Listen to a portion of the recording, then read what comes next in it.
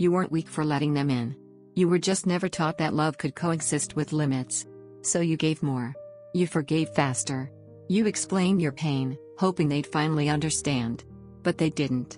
Because people who feed off control don't respect boundaries, they test them. And the moment you start setting boundaries, is the moment they start calling you selfish, cold, or ungrateful. But what if the thing they hated most about you was the very thing that could save you? That's what we're talking about today, how boundaries aren't just protection. They're medicine. They're how you start healing from the person who taught you that love meant sacrifice. Let's be honest, boundaries sound simple, but after narcissistic abuse, they feel wrong. Because your body learned that saying no equals danger. Your nervous system equates peace with rejection.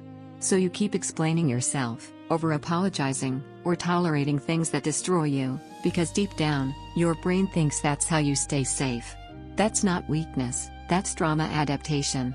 When you were constantly invalidated, your mind learned to overfunction just to maintain connection. So when you start healing, and finally begin saying, I don't like that, or I can't do this anymore, it feels like rebellion, even though it's restoration. That discomfort isn't guilt, it's your freedom being born. The moment you start setting boundaries, the narcissist feels it as a loss of power, not as healthy change. They'll test you in 3 main ways. The guilt trip, they'll play the victim, you've changed. You're being mean. After everything I did for you. Their goal? To make you question your right to peace. The charm reboot, they suddenly act nice again, I understand now. Let's start fresh. But that's not growth. That's strategy. They're hoping you'll lower your guard. The rage response, when neither guilt nor charm works, they explode. Because boundaries expose the truth, they were never looking for love, only control. You're not crazy for fearing these reactions.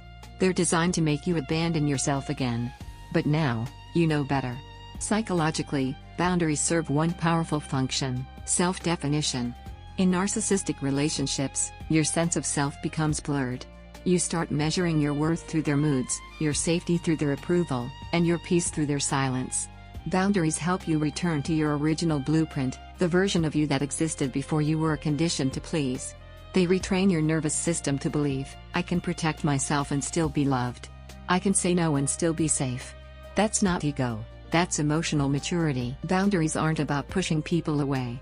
They're about keeping your energy aligned with people who can meet you with respect. A narcissist survives on blurred lines. Boundaries destroy that. They hate boundaries because boundaries force accountability. And accountability threatens their entire illusion of superiority. They thrive in environments where your empathy becomes their power source. But when you start saying, that's not okay, you cut off their emotional supply. They'll label your self-respect as cruelty, your clarity as manipulation, your independence as abandonment. But that's projection, they're describing what they did to you. Every insult you hear after setting a boundary is confirmation that the boundary worked. Here's the truth most people miss: boundaries aren't just about protecting you from them, they're about repairing what they broke inside you. When you set a boundary, you're telling your inner child, I've got you now. You're teaching your body that safety doesn't depend on someone else's approval.